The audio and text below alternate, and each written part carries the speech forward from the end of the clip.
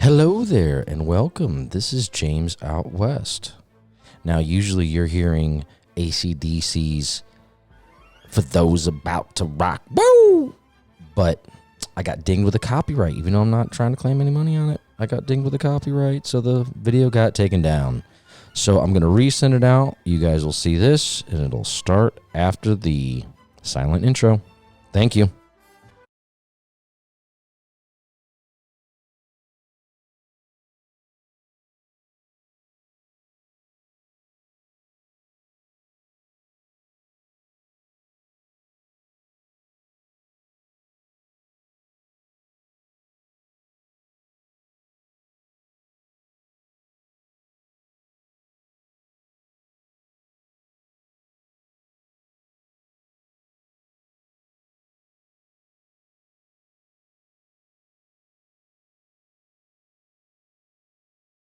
And welcome, ladies and gentlemen, another episode of James Out West. It's been a while, obviously, since I put one of these out, but if you don't know, I'm in Arizona, and it's been so damn hot that my air conditioning unit said, nah, dog, I'm done. And it could put it on me for about the last, 6-8 weeks. But a couple days ago, I had a fantasy football draft that was going to be here, and the AC God struck down upon thee with righteousness and dropped something in it. All I know is blowing cold air now, so here we are. Football's back. Basketball's been back. Baseball's rocking and rolling. Everything's relevant right now. College football started. I watched a couple of blowouts, but it was still college football. Some of us may not get a chance to play this year, which is ridiculous. Big Ten needs to get it together. Get it together! But you know what we're here to do. We're here to break down week 1 of the NFL. And without further ado, let's jump into the picks. Starting with Thursday night. Houston at Kansas City. Opening game of the season. Most people didn't think it was going to happen. I didn't think it was going to happen. But here we are. Now, last year, Houston went into Kansas City and beat them behind a great running game. They shipped Carlos Hyde out. They signed David Johnson, or traded for David Johnson, excuse me.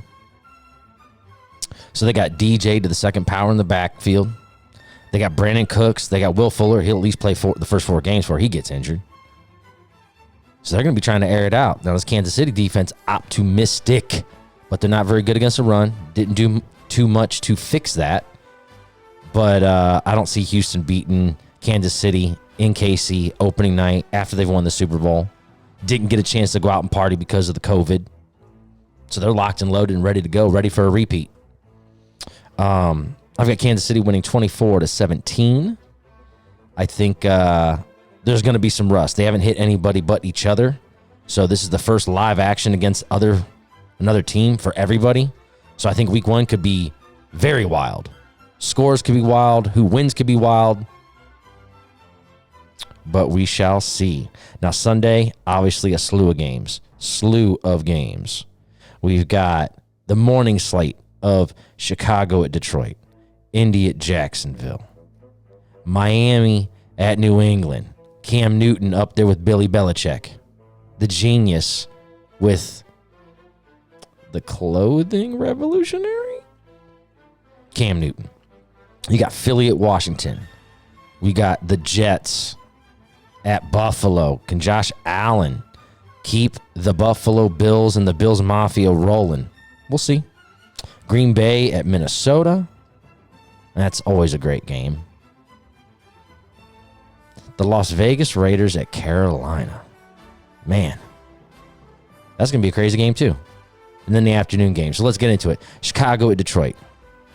A healthy Matt Stafford, Kenny Galladay. They just signed Adrian Peterson. They got DeAndre Swift. I don't know how. And then Chicago's going to be starting a rookie DB. Healthy Matt Stafford, rookie DB. Chicago on the road. Mitchell Trubisky, starting quarterback. Not sure what's happening on that offense. I'm going to take Detroit 17-10. I think the spread's -3 as of Wednesday, September 8th, 2020. Or Wednesday, September 9th, 2020. I think they'll cover. Indy at Jacksonville. Obviously, Jacksonville's trying to lose. They're just shipping out every piece of talent they have, cutting them, trading them, doing what they need to do to suck for, not sure what they're sucking for, to save money maybe, to force them to go to London. I'm not sure. But either way, they don't get a win. I think Indianapolis Colts, Phillip Rivers, go rolling right on in there with Marlon Mack, T.Y. Hilton, Michael Pittman Jr., Jack Doyle. I think they're going to be solid enough. They are going to win 27-13. They'll cover the 8-point spread. Miami at New England. Now, the sexy pick would be taking Miami. Ryan Fitzpatrick wins enough games to still be a starter in this league. But I think New England's going to be trying to just prove everybody wrong, that it wasn't just Tommy, that it's the New England Patriots. It's not Johnny effing Foxborough. Now, I think New England wins, but I think it's going to be an ugly game. I'm going to say 17-10. They're going to cover the 6.5-point spread. And I think Bill Belichick on the Bill Belichick versus Tom Brady every week of the season will start off being 1-0. Philadelphia at Washington. Now, this is a hard one. There's no fans. Not sure what to think about Philadelphia's offense. Not sure what to think about Washington's offense, to be honest with you. Who's going to be their starting running back? They let Adrian Peterson go. Is it going to be Antonio Gibson? Does Dwayne Haskins have a grasp of the playbook now? And are him and Terry McLaurin going to be on the same page? God, I hope so. I hope so for their sakes. I got Philly winning, though, 17-7, just because I don't trust the Washington football team. Now, the New York Jets at the Buffalo Bills. Buffalo Bills riding high, young, good core, good coaching staff. Seems like they have and are on the right path to potentially win this division. I do have them beating the Jets. I don't think Adam Gase knows what's going on up there. I think Jamal Adams wanting out was a big key of letting you know what the culture's like with the Jets. He doesn't use Le'Veon Bell correctly or at all or efficiently. So I'm going to put on Crazy Eyes Gase. And I'm going to say Buffalo Bills win 17-13 because, again, I don't know what to think about these teams off the jump. I think after week 1, we're going to have a damn good idea what people look like. But for right now, going off of last year, going off of what we read and what we've seen, haven't seen any games, no live hitting, have no idea how defenses are going to react. The Green Bay Packers at the Minnesota Vikings. Now, Kirk Cousins did win some primetime games last year and did become primetime Kirk. Green Bay was one game away from the Super Bowl and decided to not help Aaron Rodgers and draft a rookie quarterback that's currently third string on the depth chart. They got Aaron Jones. They've got Devontae Adams. They've got a good young core guys, but it's who is Aaron going to trust, and can that defense get better? Because I'm telling you right now, that defense giving up as many rushing yards as they did in the NFC Championship game against San Francisco was atrocious. That's what lost them the game, was that they couldn't stop the run. And they did not help Aaron Rodgers any on offense this year. So I don't know that they even make it that far. Playoffs, probably. But I got Minnesota winning this game 23-20. The spread is -3 to Minnesota. They do cover. I think a solid helping of Dalvin Cook and a stout defense by Minnesota helps them pull out the victory. Seattle at Atlanta. Now, Atlanta's +1.5. I don't trust Seattle. I don't trust Seattle. I don't trust anybody yet. But I definitely don't trust Atlanta. I don't trust them jerseys. I don't trust Todd Gurley. I don't trust Matt Ryan. And I do not trust that defense. So I got Seattle winning 27-14. I think Russ does Russ things. Mr. Unlimited goes out and throws a couple of tutties. Tyler Lockett. Maybe their other boy that needs to show up this year, DK Metcalf. And they pull out the victory and cover the spread heavily. Now, on this pick, you guys really can't take my word for it because I'm a Cleveland fan, and it's Cleveland Browns at Baltimore. We haven't won a home opener since 2004. Baltimore, some people think they're going to go 16-0. They went 14-2 last year. They lost one of those to the Browns pretty bad, but that was last year. This is this year. Again, hopeful. Now, Baltimore's -7.5 as we speak of today. I think the Cleveland Browns definitely cover, but I'm going to take them in the upset 31-27. But again, I'm a Browns fan. Now, it's so weird to say the LA Chargers, but the LA Chargers are at the Cincinnati Bengals. Number 1 pick, Joe Burrow, on his debut against a pretty decent defense. I do think that Cincinnati's going to score, but I do think that the Chargers win 26-17. Now, a major game in the afternoon. Old Tampa Bay, old Tommy Tampa Bay, going into New Orleans week 1 to take on Drew Brees and the Saints. I mean, that game couldn't get any better of a matchup. New Orleans -3.5 on the points. I think they win, so I think they cover. Actually, they don't cover. 24-21. They miss it by half a point. But they get the victory, and that's what matters to us, to the non-gamblers. Arizona at San Francisco. Now, this is intriguing. San Francisco's favored by 7. Arizona just had DeAndre Hopkins sign the largest contract for a non-quarterback in NFL history, which will probably be broke next season. But as of today, Kyler Murray's got a lot of toys to play with, second year in this offense. I think that Arizona goes in and stuns an already injured and hampered San Francisco 49ers. I think they beat them 27-24. That is my upset of the week. Now, moving into Sunday night, we got Dallas at the LA Rams, at SoFi, at the brand new stadium. The Rams are +3. I think they win it straight up. I think they win 26-23.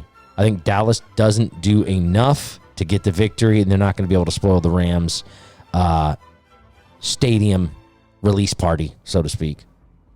Monday night, you got 2 games. We got Pittsburgh at the New York G-Men. Giants are +6. I don't think they win. I do think they cover. I think Pittsburgh goes out and wins 24-20.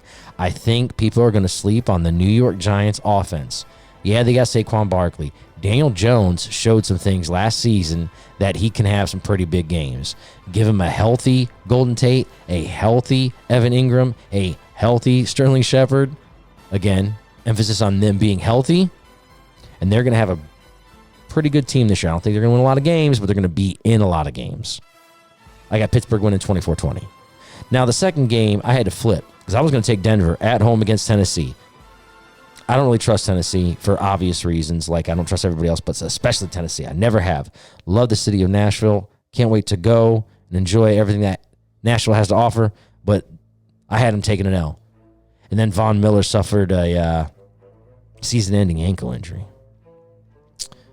And Bradley Chubb's dinged up. And I'm not sure they know what they're going to be doing on offense. So I decided to flip it and take Tennessee. So I got Tennessee winning 24-14. I can't even give you a point spread because there wasn't one on the books because of Von Miller being hurt. They pulled the spread. So I do have 9 home teams winning. And I've got 7 away teams winning. So we'll see what happens. Week 1. Can't wait. Starts tomorrow. I'm so excited. I'm excited to be back. I'm going to have a baseball breakdown probably tomorrow. I'm probably not going to get into basketball. The bubble's weird. It is what it is. I'll save that for the No Hype guys when we can get together and collaborate. That way they can bring all of their energy and hype when it comes to NBA. Lance. So on this, before I leave, Ryan Shazier officially retired from the NFL after his devastating injury. The man is a walking miracle, literally walking miracle. So salute to Ryan Shazier. I hope that he is able to find a path that helps him with what he's doing right now motivationally, or that he gets to be around the game. OHIO, Ryan Shazier, retired from the NFL. Speaking of OHIO, the Big Ten. We have college football, and we don't have college football. We have Army playing. We have Navy playing. We had BYU play. Arkansas State, Texas State. But no Ohio State? No Michigan? No Michigan State? No Penn State? No Nebraska? Come on, guys. If these schools can figure it out, you sure as hell can. Man, that's just devastating. But if as long as the NFL season goes, that will hurt a hell of a lot less. All right, so first one in the books for a while. It's been fun. I'm excited. I can't wait to do more of these. Show you around the studio a little bit more. I've made some different changes, and I look forward to doing this again. And with that, this is James Out West signing off. I'm not going to do the feeling dangerous at the end of the show this year because, as Kevin Stefanski said, we are no bark and all bite. Thank you. You guys have a good one. Peace.